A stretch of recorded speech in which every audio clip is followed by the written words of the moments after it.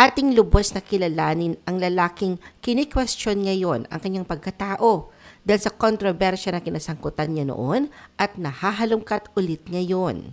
Sino nga ba si Vic Soto? The Philippine Showbiz List presents Tunay na Pagkatao ni Vic Soto. Personal life. Si Marvic Valentin Vic Castelo Soto, na mas kilala bilang Bossing, ay isinilang noong April 28, 1954 kina Marcelino Antonio Nonong Ojeda Soto at Herminia Castelo Soto. Isa siyang aktor, komedyante at personalidad sa telebisyon at pelikula.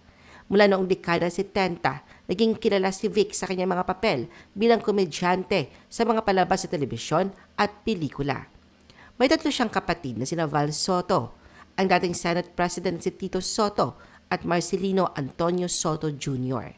Natapos niya ang kanyang high school sa Kolehiyo de San Juan de Letran. Isa rin siya sa tatlong original na host ng Eat Bulaga kasama ang kanyang nakakatandang kapatid na si Tito at si Joey De Leon. Noong 1982, pinakasalan niya si Dina Bonavi at nagkaroon silang dalawang anak, sina Danica Soto at Oyo Boy Soto. Naghiwalay sina Vic at Dina noong 1986 at naanala kanilang kasal noong 1992. Habang magkatrabaho sa Eat Bulaga, nagkaroon ng relasyon sina Connie Reyes at Vic Soto at nagkaroon sila ng isang anak na lalaki, si Vico Soto. Matapos ang hiwalayan nila ni Connie, nagkaroon si Vic ng relasyon kay Angela Luz at nagbunga ang kanilang relasyon ng isa pang anak sa katauhan ni Paulina Soto. Nagkaroon din ng relasyon si Vic sa kapwa Eat Bulaga co-hosts na sina Christine Jacob at Pia Guanyo. Parehong nauwi sa hiwalayan ang mga relasyong ito.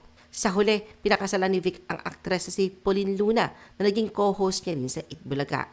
Bagamat may 34 years age gap, ikinasal sila noong January 13, 2016 at may dalawa silang anak na babae ngayon na sina Tali at Mochi.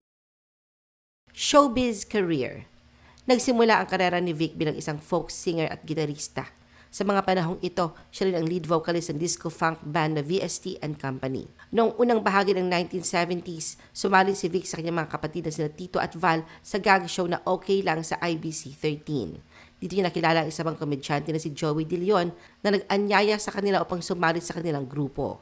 Nabuo ang trio nila Tito, Vic at Joey o TVJ na naging tanyag sa School Bukol, TVJ o Television's Jesters, Rock and Roll 2000 at host ng Eat Bulaga. Nagkaroon din si Vic ng mga pagganap sa iba pa mga sitcoms tulad ng OK Cafe Rico, Daddy Dido Do, Full House, Vampire ang Daddy Ko, Hay Bahay, Daddy's Girl at Open 24/7. Sa pelikula, ginampanan niya ang pangunahing papel bilang si Enteng Cabisote sa pelikulang Enteng Cabisote series. Ilan pa sa kanyang mga kilalang pelikula ay ang Lastic Man, Ang Darling Kong Aswang, My Little Bossings, Jack and Popoy, The Police Credibles at Mission Unstoppable, The Dawn Identity.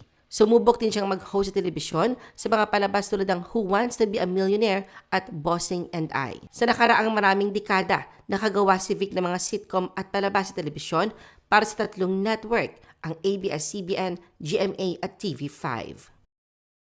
Golden Heart. Sa kabila ng tagumpay at kasikatan ni Vic, nananatiling busilak ang kanyang puso at hindi siya nakakalimot magbigay ng tulong sa mga nangangailangan. Ang kanyang kabutihan ay pinatunayan ng maraming tao, kabilang na si Ay de las Alas na ibinahagi ang isang kwento na kagandahang loob ni Bossing sa kanyang Instagram post noong 2019. Ayon kay Ay, regular niyang hinihingi ang suporta ni Vic para sa mga proyekto ng Kristong Hari Shrine sa Quezon City. Hindi kailanman dalawang isip si Vic na tumulong. Isa rin si Ay sa mga nakasaksi kung paano nagbibigay si Vic ng inspirasyon sa iba upang tumulong. Noong 2022, naging espesyal na bahagi ng selebrasyon ng 68th birthday ni Vic ang pagbati mula sa mga natulungan ng noontime show na Eat Bulaga.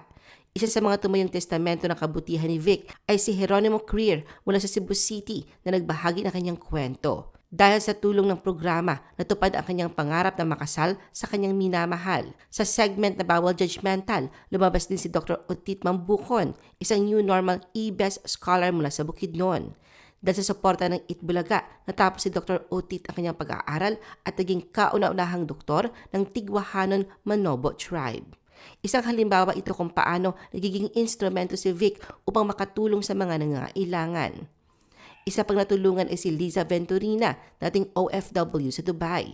Natawagan siya ni Bossing sa isang episode ng programa at dahil dito, nagkaroon siya ng pagkakataong makabalik sa Pilipinas upang muling makapiling ang kanyang pamilya. Noong 2023, isang makabagbag damdaming kwento ang ibinahagi ni Jelson Bay tungkol sa tulong na tanggap niya mula kay Vic. Matapos ma-stroke sa matinding pagod mula sa shooting ng pelikulang Finding Agnes, kinailangan ni Jelson ng agarang medikal na atensyon. Sa panahong yon, agad siyang tinulungan ni Vic na personal pa siyang dinalaw kasama ang asawang si Pauline. Malaki ang naitulong ni Vic sa gastusin ni Jelson sa pagpapagamot, dahilan upang magpasalamat ng lubos ang komedyante. Vic as a loving husband, a devoted father, and a good brother. Si Vic ay isang mabuting asawa, mapagmahal na ama at isang ulirang kapamilya. Ang mga katangiang ito nagbibigay inspirasyon sa marami, lalo na sa mga nakakakilala sa kanya ng personal. Si Vic ay isang mapagmahal at maunawaing asawa kay Pauline Luna.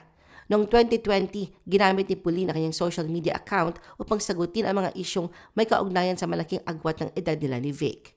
Ayon kay Pauline, hindi niya nararamdaman ang pagkakaibang ito dahil si Vic ay nagbibigay ng sapat na pagmamahal at seguridad sa kanya. Ibinahagi rin ni Pauline na sa tuwing tinatalakay ang issue ng age gap, hindi siya agad nakakapagbigay ng sagot. Ngunit sa kalaunan, napagtanto niya na ang tunay na dahilan kung bakit hindi niya nararamdaman ang agwat ay dahil si Vic ay marunong rumespeto. Ayon pa kay Pauline, palagi siyang pinapahalagahan ni Vic at binibigyan ng sapat na espasyo upang maipakita kanyang sariling kakayahan. Naniniwala siya na ang respeto ang pundasyon ng kanilang matibay na pagsasama. Sa bawat aspeto ng kanilang buhay, pinaramdam ni Vic ang kanyang suporta, pagmamahal at pagkakapantay-pantay bilang mag-asawa. Bukod sa pagiging mabuting asawa, si Vic ay isang huwarang ama sa kanyang mga anak.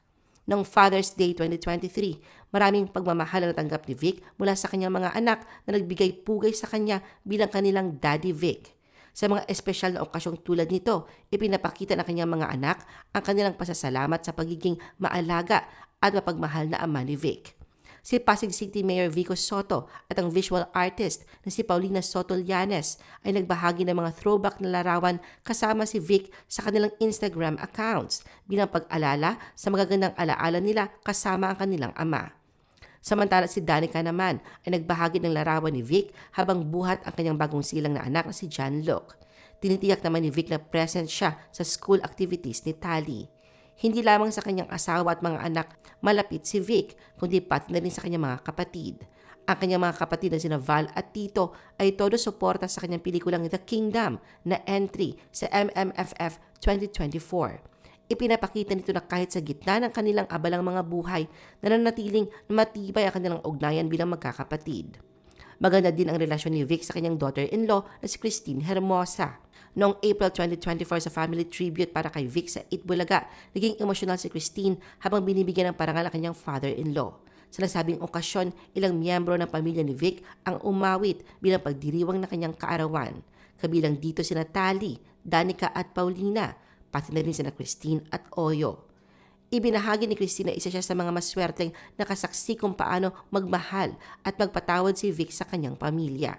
Ani Christine, maswerte siya dahil ang asawa niyang si Oyo ay may mga ugaling na mana kay Vic. Sa bawat aspeto ng kanyang buhay, pinapatunayan ni Vic na ang tunay na tagumpay ay nasusukat hindi lamang sa kasikatan, kundi sa pagmamahal at respeto na natatanggap mula sa pamilya at mahal sa buhay.